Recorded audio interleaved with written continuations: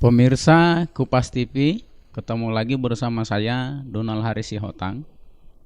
Hari ini kita akan bahas tentang angka kerja di Provinsi Lampung. Sebagaimana kita ketahui, pandemi COVID sudah terjadi di Indonesia, termasuk di Lampung semenjak dari bulan Maret 2020 sampai hari ini. Berarti sudah sekitar 8 bulan kita masih mengalami pandemi COVID-19. Nah, pandemi ini berakibat terhadap berbagai sektor, salah satunya itu tentang ketenagakerjaan. Maka hari ini kita akan diskusi tentang masalah angka ketenagakerjaan di Lampung. Bersama saya sudah hadir di studio dua narasumber. Pertama itu Kadisnaker Provinsi Lampung, Bapak Insinyur Lukmansyah MM. Apa kabar ini, Bang? Alhamdulillah sehat Pak Syotang. Alhamdulillah. Terima kasih sudah berkenan hadir bersama Sama-sama. kami di studio. Kemudian narasumber kedua, Ketua Serikat Buruh Sejahtera Indonesia, Mas Denny Suryawan. Apa kabar ini, Mas Denny? Alhamdulillah baik Pak Syotang. Terima kasih. Kita masih bisa berdiskusi di masa pandemi ini. Kita masih bisa sehat dan beraktivitas. Nah, sebagaimana tadi di pembuka saya sampaikan, ini sudah masuk di bulan November.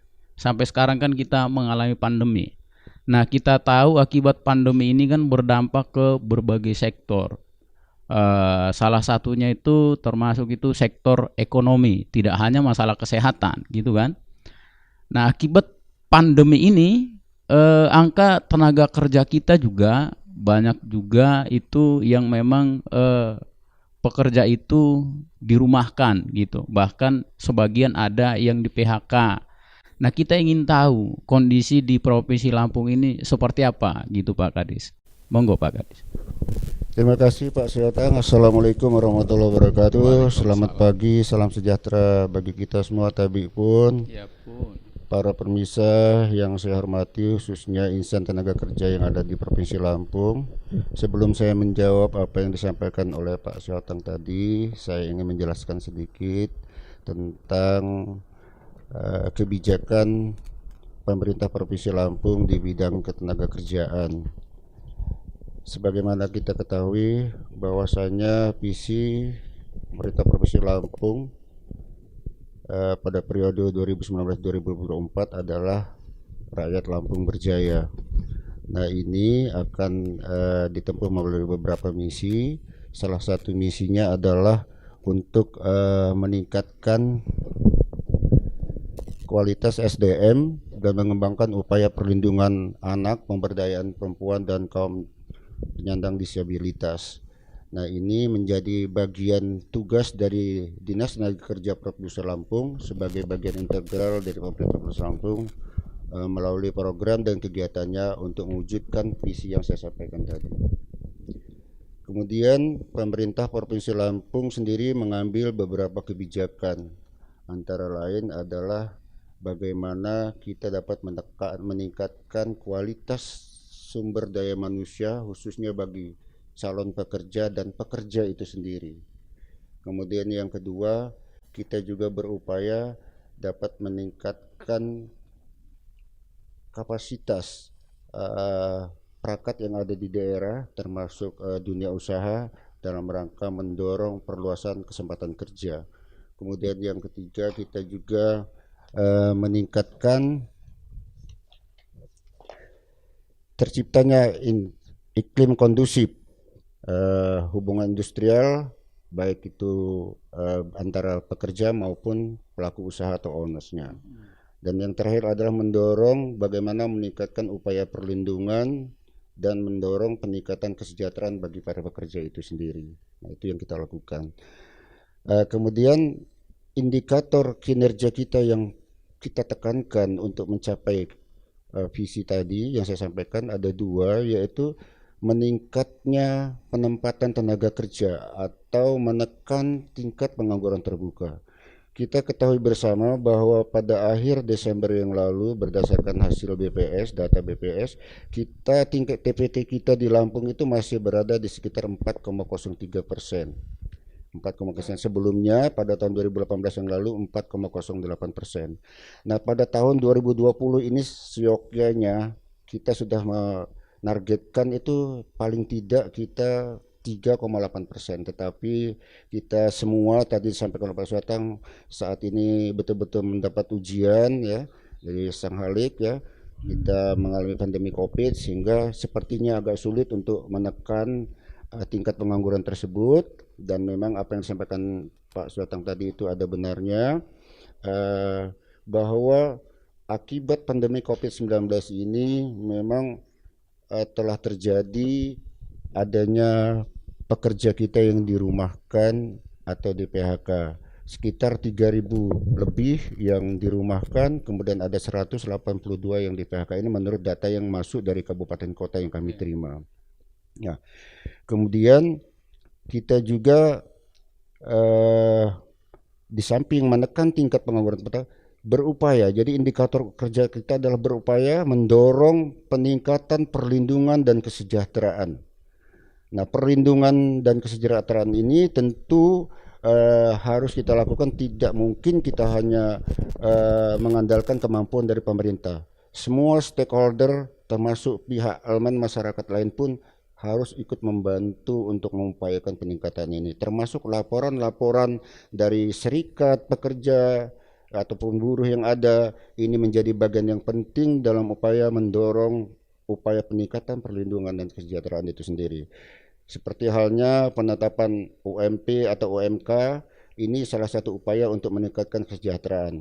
Seperti halnya juga kita melakukan pengawasan secara rutin terhadap perusahaan-perusahaan, termasuk menindaklanjuti pengaduan-pengaduan dari para pekerja maupun dari masyarakat akibat perlakuan dari pelaku usaha. Itu juga kita tindak lanjuti secara cepat dan terkoordinir, sehingga ini bisa menghasilkan suatu penyelesaian yang seimbang, yang baik, yang tidak berpihak, yang menguntungkan antara kedua belah pihak. Saya kira itu. Dan memang terkait dengan masalah yang dirumahkan tadi, kita selalu berupaya melakukan koordinasi dengan pelaku usaha di tengah pandemi Covid-19 ini agar tidak meningkat ya, seperti amanat Undang-Undang 13 tahun 2003 tentang ketenagakerjaan. Tugas pemerintah itu adalah bagaimana mengupayakan semaksimal mungkin jangan ada pekerja yang sampai dirumahkan, apalagi sampai di PHK. Itu menjadi tanggung jawab pemerintah, dan ini kita telah lakukan koordinasi dengan pelaku usaha. Alhamdulillah sebetulnya dari yang saya sebutkan tadi hampir 4.000, 3.000 lebih, 800 sekian itu 75% yang dirumahkan adalah yang bekerja di sektor pariwisata atau perhotelan. Sisanya itu yang bekerja di industri. Saya kira demikian untuk sementara. Terima kasih. Oke. Nah, ini dari Serikat Buruh nih, Mas Denny. Seberapa besar sih dampak pandemi Covid ini terhadap itu tadi pengaruhnya terhadap buruh? Silakan Mas Denny. Ya, assalamualaikum warahmatullahi wabarakatuh. Selamat pagi, salam sejahtera untuk kita semua. Menyikapi apa yang tadi dipertanyakan, dampak daripada corona. Ya, corona ini kan artinya memang menyangkut hajat nasional. Nah, dampaknya dari atas sampai bawah, Pak Syotang, termasuk kalangan bawah itu buruh atau pekerja. Tetapi kalau kita melihat acuan dari pemerintah tentang edaran itu, khususnya dari Menteri Tenaga Kerja, itu bukan produk hukum, tapi produk hukum kita adalah PP 78 tahun 2015 tentang pengupahan. Kalau kita melihat edaran Menaker yang baru disahkan, tapi kalau kita melihat kacamata di luar Lampung, Jawa Barat khususnya, itu ada kenaikan upah dengan adanya dampak corona, pertumbuhan ekonomi, inflasi. Itu ada dasar-dasar hukum tadi, sehingga usulan yang diusulkan oleh Dewan Pengupahan sebatas usulan. Tetapi kami dari serikat ini terus memantau. So apa? Kalau kita melihat acuannya daripada edaran itu, kami rasa sifatnya itu bukan produk hukum. Produk hukum itu kan yang harus memang sudah ada acuannya, ada dasar hukumnya, sehingga jelas, ya kan? Kalau kita juga melihat kalangan pengusaha juga kita jelas gitu kan. Artinya kos produksi mereka, bagaimana karyawan gitu kan, sehingga dengan bisa berdiri bertahan aja cukup. Tetapi harus kita lihat juga kan, buruh ini bekerja untuk meningkatkan produktivitas perusahaan. Oke, mungkin yang dibahas ini soal upah minimumnya ya. Nah, sebelum kita masuk ke situ, kita pengen tahu dulu kondisinya. Seperti tadi disampaikan oleh Pak Kadis, ada sekitar 3.800 gitu ya kan, tenaga kerja yang kemudian dirumahkan gitu ya kan. Bahkan 3.800 ini dirumahkan atau yang di PHK ya, Pak Kadis? Yang dirumahkan gitu. Nah, yang masuk di organisasi buruh ini yang di mana saja? Ini kan ada sektor kerja di formal, informal gitu ya kan. Sejauh ini laporan dengan serikat buruh, ada berapa tenaga kerja akibat COVID itu yang di PHK termasuk yang dirumahkan? Lalu bagaimana kondisinya saat ini gitu? Nanti kita akan bahas nanti soal masalah UMP-nya ya di nanti selanjutnya diskusi kita ini. Tapi kita fokus dulu terkait dengan memang dampak COVID ini terhadap buruh gitu. Gimana Mas Rini? Ya kalau dampak dari 3.800 itu ya ada sebagian. Oke. Sebagian anggota yang memang lapor terkait masalah dirumahkan karena biaya produksi memang sudah jauh menurun sehingga perusahaan tidak bisa mempekerjakan kembali, untuk sementara dirumahkan. Hanya hitungannya berapa persen lah, berapa puluh lah. Dari laporan itu dirumahkan dari bulan berapa? Apa sampai sekarang juga belum normal gitu? Sampai sekarang belum normal, dari bulan 5, dari bulan Mei. Oke. Karena COVID kan mulai di bulan April di Lampung ya. Iya. Terhitungnya mulai. Jadi sampai saat ini pun belum ada, masih tetap di rumah. Iya. Laporan itu ya beraneka ragam dari anggota kita. Walaupun memang hanya berapa puluh orang dari jumlah yang disampaikan oleh Pak Kadis. Iya. Karena mungkin kan Pak Kadis yang di sektor informal gitu, enggak semua juga mungkin yang masuk di serikat buruh ya Mas Denny ya? Enggak masuk di enggak semua juga yang di sektor informal itu masuk di serikat buruh gitu. Oh iya, enggak semua juga. Kan ini serikat kan banyak. Oke. Bukan hanya SPSI 92, ada SPSI, SPMI, yang mungkin ada yang tergabung atau juga ada yang tidak tergabung. Iya. Artinya kan kita tidak bisa juga terlalu jauh masuk. Iya. Ke intervensi ke serikat-serikat lain kan gitu loh. Iya. Nah ini Pak Kadis, setiap tahun angka kerja di Provinsi Lampung itu rata-rata ada berapa gitu Pak Kadis? Kemudian yang bisa terserap, tersedia lapangan kerja itu ada berapa persen gitu Pak Kadis? Ya, tadi saya sudah sampaikan bahwasanya kita itu Lampung itu sekarang angkatan kerja kita di posisi 2019 akhir itu 4 juta lebih ya. 4 juta lebih. 4.249.000 lebih ya. Kemudian yang bekerja itu sekitar 4.077.930 orang ya. Dan ini sekarang ini berdasarkan data yang kami dapatkan dari BPS maupun Pusdatin Kemnaker RI. Jadi ini data kita dapatkan bukan buatan kita Pak, ini data merupakan hasil survei baik dari BPS maupun Pusdatin Kemnaker. Sehingga PT kita jumlah pengangguran kita itu 171 lebih. 171.000 lebih.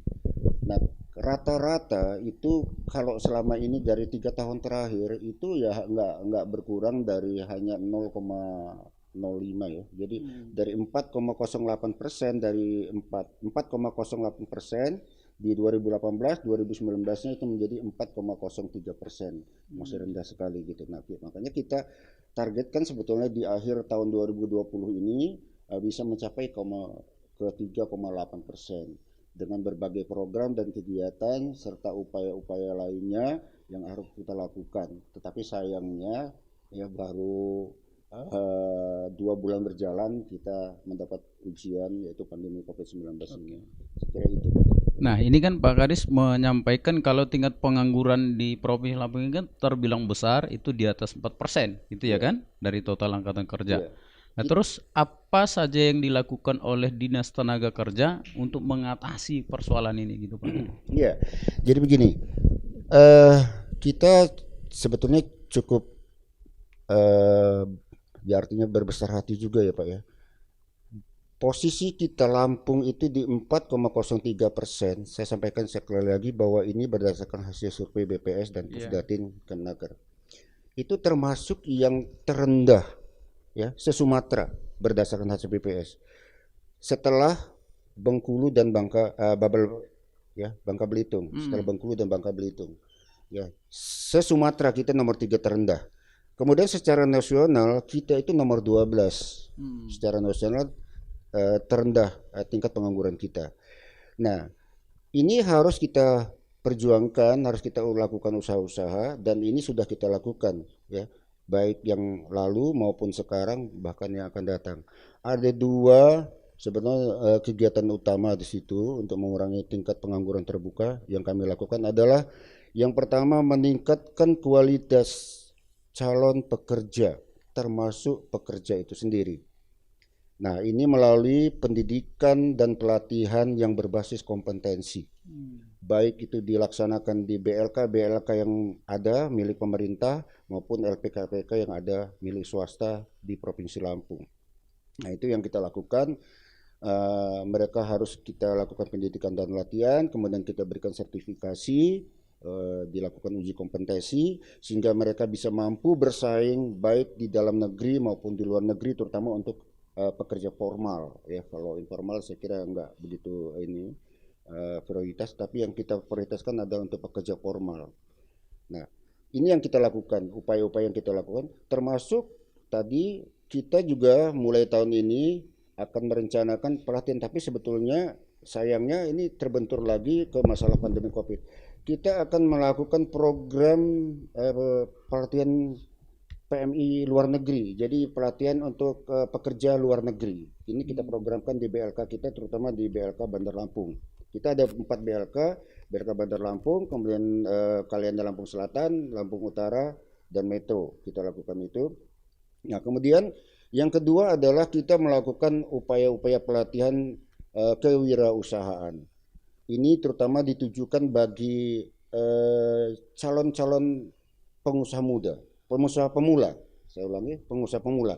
Nah, kita lakukan binaan secara intensif, kita lakukan binaan, kita berikan motivasi sehingga mereka bisa termotivasi untuk mengembangkan usahanya dan merekrut tenaga kerja yang ada di sekitar usaha-usaha, terutama untuk UKM. Ini kita lakukan. Kemudian satu lagi yang kita kembangkan sekarang adalah melakukan pemagangan. Upaya-upaya yang kita lakukan, dan ini sudah kita lakukan.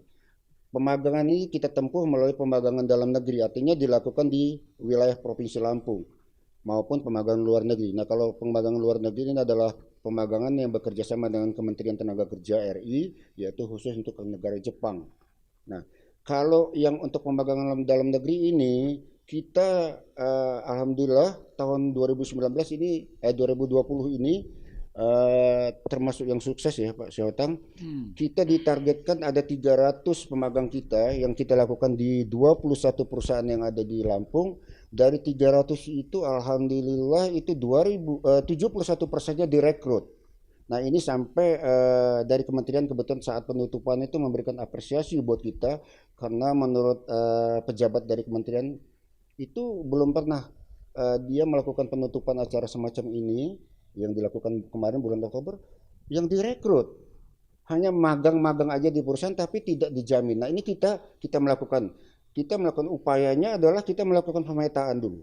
Sebelum kita menempatkan calon pemagang itu kita melakukan koordinasi, kerjasama, komunikasi dengan pihak perusahaan yang ingin ditempatkan supaya mereka berkomitmen untuk bisa merekrut. Dan alhamdulillah dari 300 orang itu kemarin 71%-nya direkrut oleh mereka. Bahkan kita kemarin atas nama pemerintah Provinsi Lampung saya memberikan trofi khusus bagi 5 perusahaan yang merekrut 100%. Nah, ini salah satu upaya untuk menekan tingkat pengangguran tadi.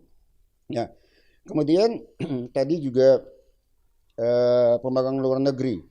Nah, pemagang luar negeri ini juga kita lakukan. Nah, ini kita harapkan melalui LPK yang ada di kabupaten kota, karena sebetulnya untuk pemagang ke Jepang ini itu tidak ada batas, unlimited.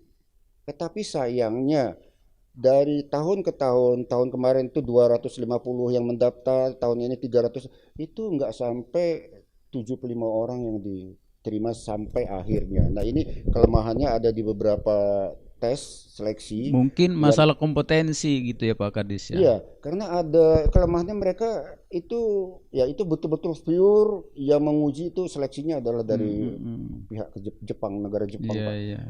Dari sisi materi MTK saja, seleksi MTK saja itu sudah hampir separuhnya gugur kita.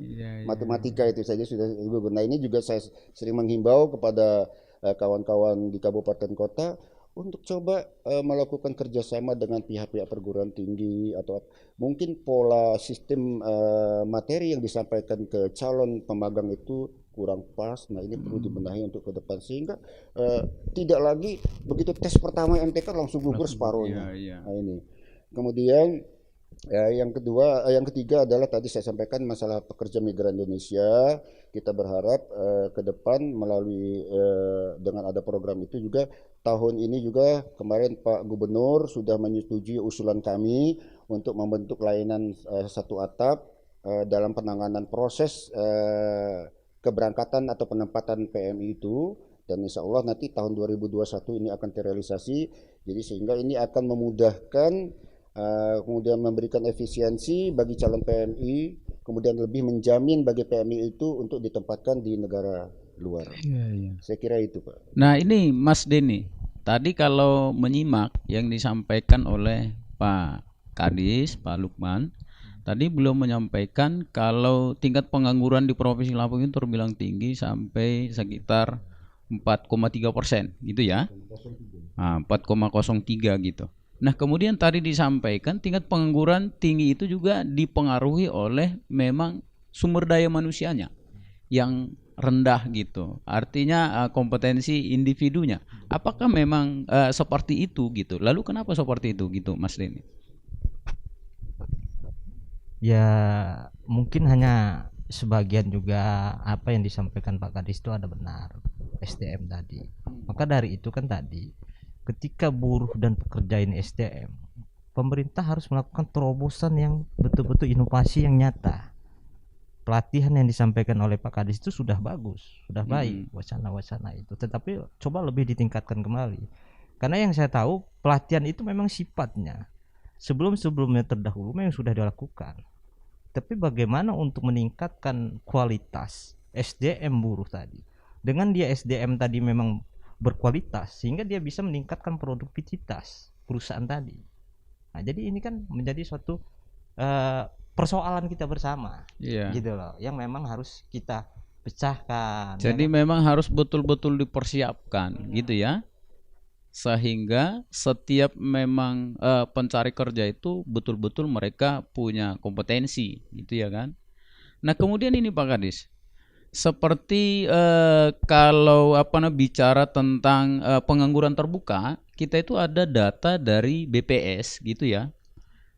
Kalau lulusan SMK itu justru mereka itu yang lebih banyak itu mereka yang pengangguran dibandingkan dengan lulusan SMA. Padahal lulusan SMK ini kan memang dipersiapkan karena kejuruan. Dipersiapkan seharusnya mereka itu kan angkatan siap kerja. Nah, kenapa seperti itu gitu Pak Kadis? Ya, pertama mungkin Pak memang kebanyakan perusahaan-perusahaan itu lebih mengutamakan kualitas tadi yang saya sampaikan, kompetensi mereka. Jadi kadang-kadang beberapa, tidak semua lah ya, lulusan-lulusan SMK itu juga yang belum siap pakai untuk ditempatkan di perusahaan-perusahaan, sehingga beberapa perusahaan itu kadang mengirim surat ke kita untuk supaya diprioritaskan. Makanya kita juga mengambil kebijakan supaya pelatihan-pelatihan yang ada di BLK itu kita prioritaskan yang lulusan SMK, sehingga mereka begitu lulus, mereka kita minta untuk mendaftar ke BLK kita. Setelah itu nanti mereka sudah mendapat sertifikat kompetensi, ya, uji kompetensi, itu mereka bisa bersiap bersaing untuk diterima di perusahaan-perusahaan baik yang ada di Lampung maupun yang ada di luar Lampung. Saya kira itu memang. Tapi kalau secara umum Pak Kadis, ya, namanya juga SMK, Sekolah Menengah Kejuruan gitu. Apakah memang selama ini kurikulum kita itu sudah sesuai dan berhasil mencetak para SMK yang memang siap kerja? Seperti itu Pak Kadis. Ya, mungkin kalau itu saya kurang tahu ya persis ya kalau kurikulum, tapi yang jelas memang kebanyakan dari beberapa perusahaan yang menyampaikan laporan ke kita itu mengharapkan yang betul-betul udah siap pakai. Jadi mereka kadang-kadang mau yang sudah ada sertifikat yang sudah dididik di melalui balai latihan atau LPKPK yang ada, itu yang mereka maukan. Jadi lebih matang lagi sehingga siap. Jadi sebetulnya saya nggak tahu juga data itu apakah valid atau enggak Pak ya, bahwa yang lebih banyak itu adalah bukan dari lulusan SMK, tapi yang jelas memang fakta memang ada seperti itu. Jadi rata-rata usernya itu menginginkan yang betul-betul dimatangkan lagi di balai latihan kerja atau LPKPK yang ada di Lampung itu.